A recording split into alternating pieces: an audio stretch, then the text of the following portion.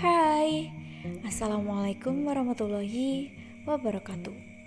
Perkenalkan, kami dari kelompok 2 kelas B, mata kuliah Strategi Pembelajaran, Program Studi Pendidikan Akuntansi, Fakultas Keguruan dan Ilmu Pendidikan Universitas 11 Maret Angkatan 2021.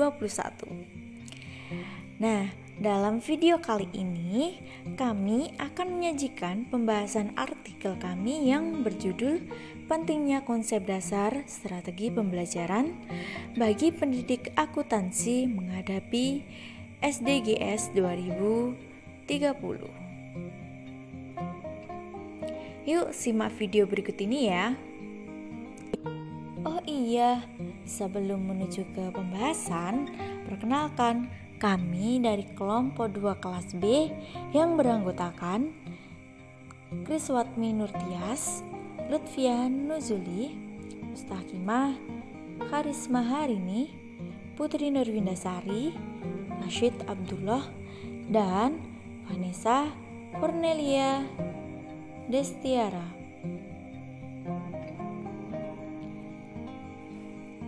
Keberhasilan pembelajaran dipengaruhi oleh beberapa faktor. Salah satunya yaitu strategi pembelajaran. Apa sih strategi pembelajaran itu? Jadi, strategi pembelajaran merupakan cara pendidik dalam berpikir dan bertindak untuk merancang persiapan dalam proses pembelajaran. Mahasiswa, terutama Fakultas Keguruan Ilmu Pendidikan, harus memahami strategi pembelajaran dan memperhatikan SDGs. Dengan demikian, secara tidak langsung, mahasiswa pendidikan akuntansi memiliki andil dalam mewujudkan SDGs. Untuk pengertiannya, yang pertama, menurut Miarso dalam Nation 2017, ia menjelaskan bahwa strategi pembelajaran yaitu pendekatan menyeluruh pembelajaran berupa pedoman umum untuk mencapai tujuan yang dijabarkan oleh teori belajar tertentu. Yang kedua, menurut Suparman dalam Nation 2017, ia berpendapat bahwa strategi pembelajaran merupakan perpaduan urut kegiatan, metode, media, bahan, dan cara pembelajaran. Jadi, keseluruhan pola umum kegiatan pendidikan dalam mewujudkan pembelajaran yang efektif untuk mencapai tujuan melalui paduan urut kegiatan, metode, media, dan waktu pembelajaran. Yang selanjutnya adalah fungsi strategi pembelajaran. Ada beragam pendapat tentang fungsi strategi pembelajaran dari para ahli. Menurut Duke and Carey, fungsi dari strategi pembelajaran adalah 1. Sebagai ramuan untuk mengembangkan bahan ajar, 2. Sebagai perangkat kriteria untuk mengevaluasi bahan ajar yang telah ada, 3. Sebagai seperangkat kriteria dan formula untuk merevisi bahan ajar yang ada, kemudian yang terakhir sebagai kerangka kerja untuk merencanakan catatan ceramah kelas, latihan kelompok interaktif, dan penugasan pekerjaan rumah. Yang selanjutnya adalah jenis strategi pembelajaran.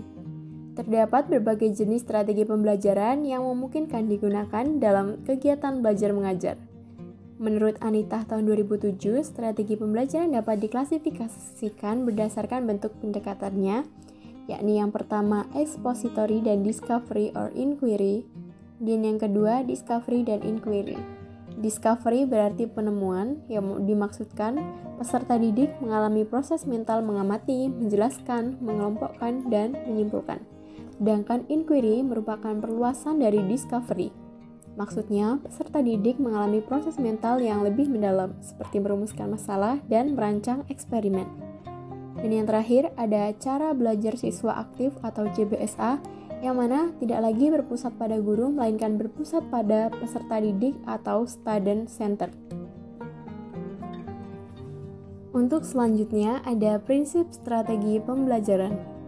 Penerapan strategi pembelajaran tentunya bertumpu pada prinsip-prinsip yang melandasi. Menurut Aswan 2016, prinsip-prinsip pembelajaran terdiri atas yang pertama adalah individualis. yang artinya setiap manusia memiliki pribadi atau jiwa sendiri.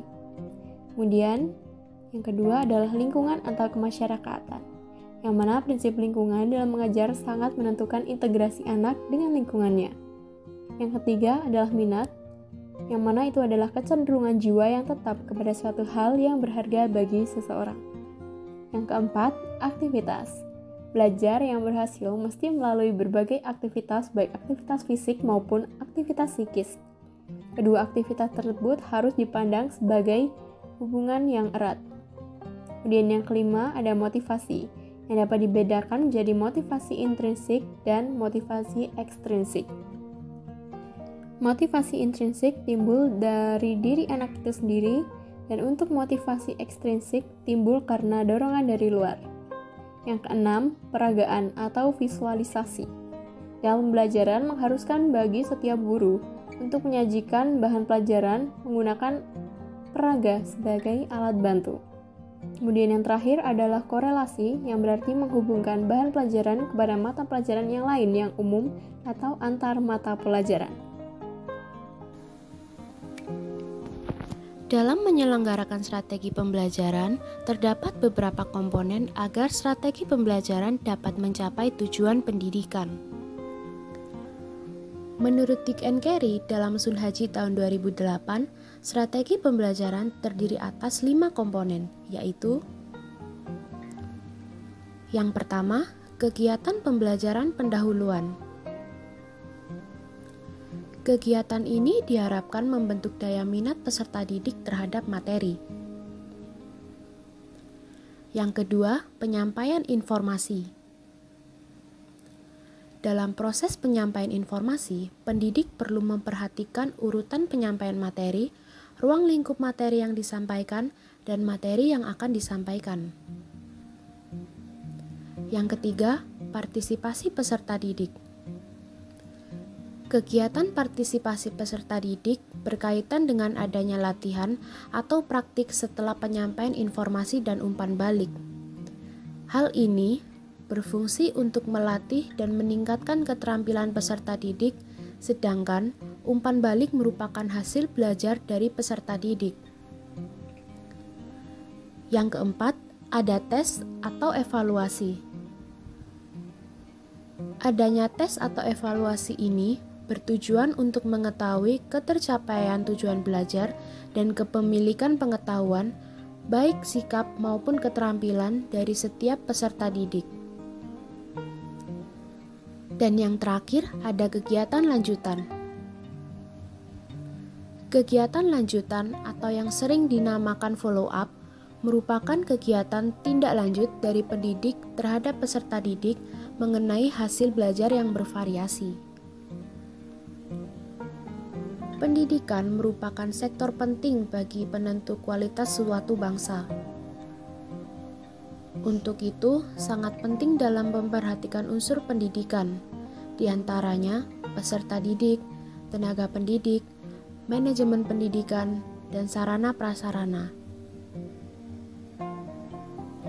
Irwan dalam Savitri tahun 2016 berpendapat bahwa pendidik merupakan mereka yang bertatap langsung dengan peserta didik, yang apabila pendidik kurang berkualitas, maka manajemen pendidikan sebaik apapun akan kurang mendapatkan hasil yang memuaskan. Guru sangat perlu merancang strategi pembelajaran agar hasil dari kegiatan pembelajaran dapat terupaya secara maksimal. Sebagaimana penelitian yang dilakukan oleh Nasrib pada tahun 2018 yang berjudul Upaya Meningkatkan Prestasi Belajar Akuntansi dengan Menerapkan Strategi-Strategi Pembelajaran Demonstrasi, diperoleh hasil bahwa guru akuntansi di SMK Negeri 2 Blitar secara garis besar, kegiatan belajar mengajar dengan strategi pembelajaran sudah dilakukan dengan baik. Walaupun guru masih dominan dalam kegiatan menjelaskan dan mengarahkan jalannya pembelajaran. Demikian konsep dasar tentang strategi pembelajaran yang dapat kelompok kami sampaikan. Sebagaimana kutipan dari Nelson Mandela bahwa pendidikan adalah senjata paling mematikan di dunia, karena dengan pendidikan kamu dapat mengubah dunia. Maka, strategi pembelajaran juga harus terlaksana secara efisien. Saya akhiri, Assalamualaikum warahmatullahi wabarakatuh, dan terima kasih telah mengikuti video kami dari awal hingga akhir.